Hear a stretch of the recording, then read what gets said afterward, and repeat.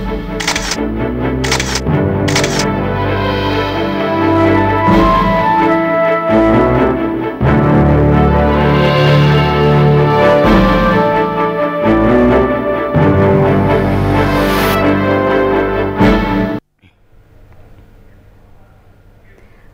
আলাইকুম। শুরু করছি জনপদের খবর, সঙ্গে আছি আমি নিশা মুনতাসির।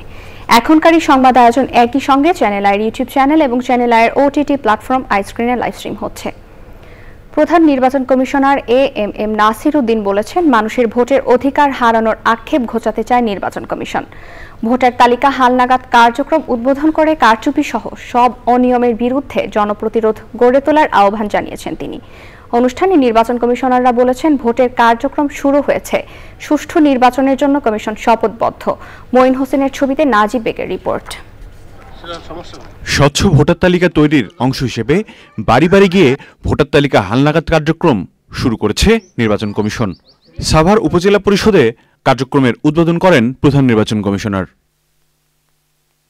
2008 সালের 1 জানুয়ারি অথবা এর আগে জন্মগ্রহণকারী এবং বিগত হালনাগাদ কার্যক্রমে যারা বাদ পড়েছেন তাদের তালিকাভুক্ত করা হবে। মৃতদের বাদ দিতে তথ্য সংগ্রহ করা হবে। এবার আমরা সুষ্ঠুভাবে ভোট দিতে পারবো এই আশা। তো আমার যে পছন্দের ক্যান্ডিডেট থাকবে তাকে যেন আমি ভোট দিতে পারি। ভোটার তালিকা হালনাগাদে যেন ত্রুটি না হয় সে বিষয়ে সতর্ক করেন কমিশনাররা। বাড়ি বাড়ি গিয়ে হালনাগাদ করি, যদিও বা আমরা বাড়ি বাড়ি যাই না, এই অভিযোগটা যেন শুনতে না হয়। আমি জানি এটা অনেক কঠিন, বাট চেষ্টা করতে হবে সর্বোচ্চ সংখ্যক মানুষের কাছে পৌঁছানো। সেবার মনোভাব নিয়ে তথ্য সংগ্রহ করবেন।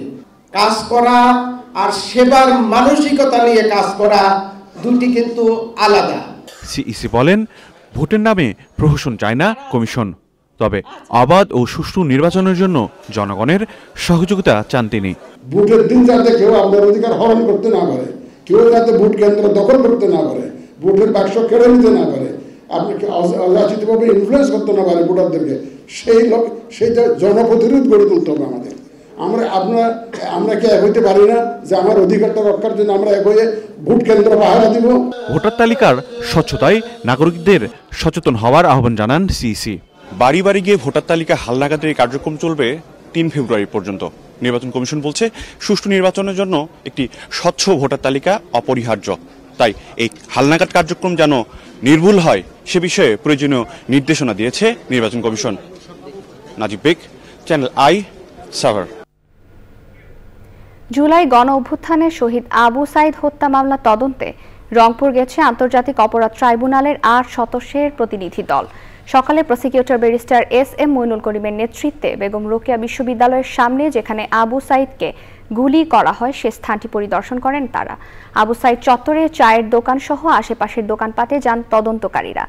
এরপর বেগম রোকেয়া বিশ্ববিদ্যালয়ের উপাচার্য শওকত আলী শিক্ষক, শিক্ষার্থী ও সাংবাদিকদের সঙ্গে আবু সাইদ হত্যার বিষয়ে কথা বলেন ব্যারিস্টার এস.এম. মইনুল করিম। তিনি জানান, যত দ্রুত সম্ভব আবু সাইদ হত্যা মামলার বিচার শুরু করা হবে, তবে সময়সীমা বেঁধে দেওয়া হলে ন্যায় বিচার প্রতিষ্ঠা বাধাগ্রস্ত হবে। 1 সপ্তাহ আগে আবু সাইদের এটা আমাদের ট্রাইব্যুনালে অভিযোগ এসেছে। মাননীয় চিফ প্রসিকিউটর মহোদয় আমাদেরকে পাঠিয়েছেন, আমি সহ আমাদের সাথে আমাদের যে আলাদা তদন্ত সংস্থা তাদের 12 জনের একটা টিম আমরা এসেছি। আমরা এখানে আরও একদিন থাকব। আবু সাইদ সহ যারা এখানে শহীদ হয়েছে তাদের এই ঘটনাগুলো আমরা তদন্ত করে সত্যতা যাচাই করে তথ্য উপাত্ত সংগ্রহ করে আমরা এখান থেকে যাব। দুদিন ধরে পানি না থাকায় চরম ভোগান্তিতে পড়েছেন কিশোরগঞ্জ 250 শয্যা জেনারেল হাসপাতালে চিকিৎসা নিতে আসা রোগী ও স্বজনরা। মোটর বিকল হয়ে যাওয়ায় হাসপাতালের 6 তলা ভবনে পানি সরবরাহ বন্ধ হয়ে গেছে। এছাড়াও বন্ধ হয়েছে হাসপাতালের জরুরি অপারেশন সেবা। জরুরি রোগীদের স্থানান্তর করা হচ্ছে বিভিন্ন হাসপাতালে। রোববার 21 জন রোগীকে শহীদ সৈয়দ নজরুল মেডিকেল কলেজ হাসপাতাল সহ বেশ কয়েকটি হাসপাতালে পাঠানো হয়েছে। রোগী ভর্তি নেওয়া হচ্ছে কম, প্রাথমিক চিকিৎসা সেবা দিয়ে রোগীদের ছেড়ে দেওয়া হচ্ছে। কর্তৃপক্ষ জানিয়েছে, সমস্যা নিরসনে কাজ করছে গণপূর্ত বিভাগ। আজ রাতের মধ্যে পানির সমস্যা ঠিক হওয়ার সম্ভাবনা রয়েছে। আমাদের নতুন মোটর ঢাকা থেকে আনা হয়েছে, এর মধ্যে টেকনিক্যাল কিছু কাজ করছে। একরাম আমাদের পিডব্লিউডির গণপূর্ত ইঞ্জিনিয়াররা ব্যস্ত আছে, আমরাও বিজি আছি। আশা করা যায় আজকে রাত 12টার পরে পানি আসতে পারে। অপারেশন আপাতত বন্ধ আছে। নরসিংদীতে নির্মাণ কাজ শেষ হওয়ার পরও জনবল ও লজিস্টিক সাপোর্ট না থাকায় চালু হচ্ছে না 100 শয্যা থেকে উন্নীত 250 শয্যার জেলা হাসপাতালের নতুন ভবন। কর্তৃপক্ষ বলছে, চাহিদা অনুযায়ী জনবল ও লজিস্টিক সাপোর্ট পেলে দ্রুতই চালু হবে হাসপাতালের নতুন ভবন। নরসিংদী থেকে সুমন রায়ের রিপোর্ট। 2019 সালে 40 কোটি 40 লাখ টাকা ব্যয়ে স্বাস্থ্য ও পরিবার কল্যাণ মন্ত্রণালয়ের একটি প্রকল্পের মাধ্যমে শুরু হয় হাসপাতালটির 100 শয্যা থেকে 250 শয্যায় উন্নীতকরণের কাজ। 12 তলা ভিত বিশিষ্ট ভবনটির প্রথম পর্যায়ে 8 তলার নির্মাণ কাজ শেষ করেছে নরসিংদী গণপূর্ত বিভাগ। কাজ শেষ হলেও প্রয়োজনীয় জনবল, central oxygen supply, kidney dialysis centre সহ পরিচ্ছন্ন কর্মী ও নিরাপত্তা কর্মী না থাকায় চালু করা সম্ভব হচ্ছে না হাসপাতালের নতুন ভবনের কার্যক্রম। 4 জন রোগী রিলিজ নিছে এবং 36 জন রোগী ভর্তি হয়েছে। এখানে আইসিইউ সিসিইউ চালু হইতো, আমাদের ঢাকা দৌড়াদৌড়ি করতে হতো না, এই জ্যাম ঠেলে। নরসিংদী গণপূর্ত বিভাগ বলছে, সংশ্লিষ্ট কর্তৃপক্ষ বুঝে নিলে 2 সপ্তাহের মধ্যে তারা হস্তান্তর করতে পারবে। ডিজি হেলথের কাছে আমরা চিঠিও লিখেছি, এটা কবে হ্যান্ডওভার নিতে পারে, তো এখন ওনাদের ওইরকম প্রত্যুত্তর পায়নি। হাসপাতাল কর্তৃপক্ষ জানিয়েছে, হাসপাতালের জনবলের জন্য ঊর্ধ্বতন কর্তৃপক্ষের কাছে আবেদন জানানো হয়েছে। অনুমোদন পেলে চালু হবে হাসপাতালের নতুন ভবন। সেন্ট্রাল অক্সিজেনের জন্য আমাদের যে লিকুইড অক্সিজেন প্ল্যান্ট এবং ভিআই ট্যাঙ্ক, এটিও আরেকটি জায়গায় স্থানান্তর করে সেখান থেকে আমাদেরকে এই নতুন বিল্ডিংয়ে আমাদের গ্যাস পাইপলাইনের সংযোগ দিতে হবে। এগুলো যদি সম্পন্ন হয় তো ভবনের হস্তান্তর আমরা গ্রহণ করতে পারব। হাসপাতালটির নতুন ভবন দ্রুত সময়ের মধ্যে চালু করে নরসিংদী সহ আশপাশের জেলার মানুষের সুচিকিৎসা নিশ্চিত করবে সরকার, এমনটাই প্রত্যাশা স্থানীয়দের। নরসিংদী থেকে সুমন রায়, চ্যানেল আই। শহীদ রাষ্ট্রপতি ও বিএনপির প্রতিষ্ঠাতা জিয়াউর রহমান বীর উত্তমের 89তম জন্মবার্ষিকী ঘিরে সারা দেশে নানা কর্মসূচি পালন করেছে বিএনপি ও এর অঙ্গ সংগঠনগুলো। প্রতিনিধিদের পাঠানো তথ্য ভিডিওচিত্রে আল মুকসিদের রিপোর্ট। খুলনা প্রেস ক্লাবের ব্যাংকোয়েট মিলনায়তনে আলোচনা সভা করেছে বিএনপি। প্রধান অতিথি ছিলেন তথ্য সম্পাদক আজিজুল বারী হেলাল। মহানগর বিএনপির আহ্বায়ক অ্যাডভোকেট শফিকুল আলম মনার সভাপতিত্বে উপস্থিত ছিলেন ছাত্র বিষয়ক সম্পাদক রফিকুল ইসলাম বকুল ও বিভিন্ন পর্যায়ের নেতারা। বরিশালে আলোচনা সভা ও দোয়া অনুষ্ঠানে প্রধান অতিথি ছিলেন বিএনপির নির্বাহী কমিটির ভাইস চেয়ারম্যান ও বিএনপি বিভাগের সাংগঠনিক টিম প্রধান আব্দুল আউয়াল মিন্টু। জেলা বিএনপির আহ্বায়ক অ্যাডভোকেট আবুল কালাম শাহিনের সভাপতিত্বে আলোচনা সভায় বক্তৃতা করেন বিএনপির নির্বাহী কমিটির সহ সাংগঠনিক সম্পাদক আকন কুদ্দুস রহমান। নাটোরে জাতীয় ও দলীয় পতাকা উত্তোলন এবং আলোচনা সভা ও দোয়া মাহফিল করেছে বিএনপি। আলাইপুরে জেলা বিএনপির কার্যালয়ে অনুষ্ঠিত সভা ও দোয়া মাহফিলে উপস্থিত ছিলেন কেন্দ্রীয় নির্বাহী কমিটির সদস্য কাজী গোলাম মোর্শেদ সহ অন্যরা। ব্রাহ্মণবাড়িয়া বিএনপির প্রতিষ্ঠাতা চেয়ারম্যান জিয়াউর রহমানের 89তম জন্মবার্ষিকী উপলক্ষে কম্বল বিতরণ করেছে ডক্টরস অ্যাসোসিয়েশন অব বাংলাদেশ ড্যাব জেলা শাখা। এতে প্রধান অতিথি ছিলেন ড্যাব জেলা শাখার সাবেক সভাপতি ডাক্তার মেজবাউদ্দিন চৌধুরী। চাঁপাইনবাবগঞ্জে জেলা বিএনপি ও জেলা স্বেচ্ছাসেবক দলের আয়োজনে পৃথকভাবে আলোচনা ও দোয়া মাহফিল হয়েছে। সভাপতিত্ব করেন জেলা বিএনপির আহ্বায়ক গোলাম জাকারিয়া। এতে অংশগ্রহণ করেন জেলা, উপজেলা ও পৌর স্বেচ্ছাসেবক দলের বিভিন্ন পর্যায়ের নেতাকর্মীরা। পরে বিএনপির চেয়ারপারসন বেগম খালেদা জিয়ার রোগ মুক্তি কামনায় বিশেষ দোয়া করা হয়।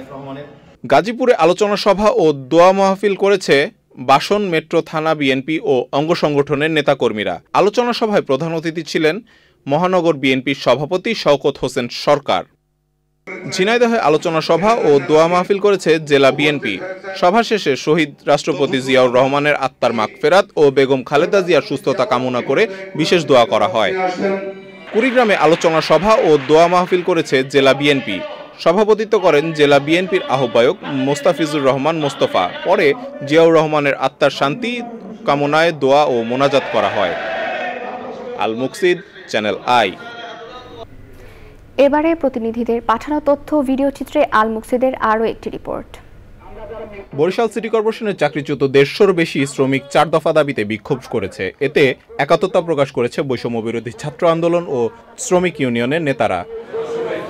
বরিশালে জামায়াতে ইসলামীর কর্মী সম্মেলন উপলক্ষে প্রস্তুতি বিষয়ক মতবিনিময় সভা হয়েছে।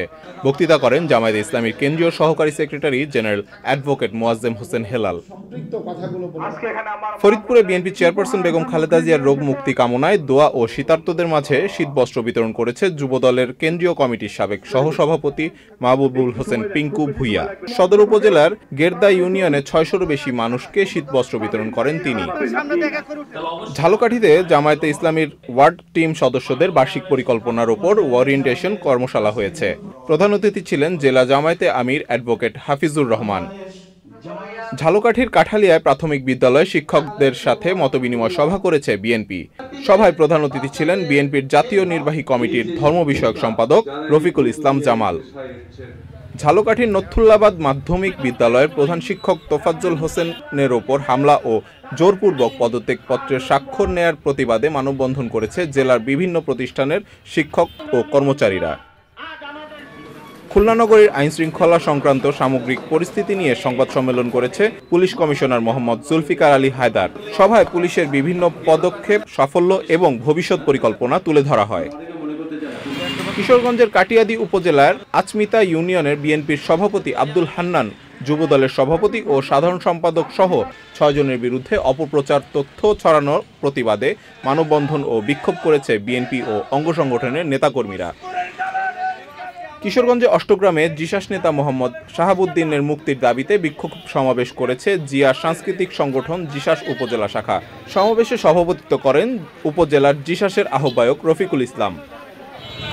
কুড়িগ্রামে নগেশ্বরী উপজেলার বিএনপির 31 দফা লিফলেট বিতরণ করেছে যুবদল ও ছাত্রদল। পরে দলের নেতাদের পথসভা অংশ নেয় নেতাকর্মীরা। ময়মনসিংহে উদীচী শিল্পী গোষ্ঠীর 20তম কাউন্সিল অধিবেশন সম্পন্ন হয়েছে। অধিবেশনে জেলা সংসদ সভাপতি নির্বাচিত হয়েছেন প্রদীপ চন্দ্র কর ও সাধারণ সম্পাদক যিশুতোষ তালুকদার। সমাপনী দিনে প্রধান অতিথি ছিলেন ওস্তাদ আংশুমান দত্ত। নোয়াখালীর সুবর্ণচরে ইবতেদায়ী মাদ্রাসার শিশু শ্রেণী থেকে 5ম শ্রেণী শিক্ষার্থীদের পাঠদান ও অভিভাবক সমাবেশ হয়েছে। প্রধান অতিথি ছিলেন মাওলানা AKM Ruhul Amin Kamal. BNP Leicester যুক্তরাজ্যের আয়োজনে সিলেটে শীতার্ত মানুষকে কম্বল বিতরণ ও আলোচনা সভা হয়েছে। যুক্তরাজ্যে বিএনপির সভাপতি AM মালিকের পক্ষ থেকে 300-রও বেশি মানুষকে কম্বল বিতরণ করা হয়। আল মুকসিদ, চ্যানেল আই। এই ছিল জনপদের খবর। পরবর্তী কৃষি সংবাদ দেখার আমন্ত্রণ জানিয়ে শেষ করছি। ধন্যবাদ সবাইকে।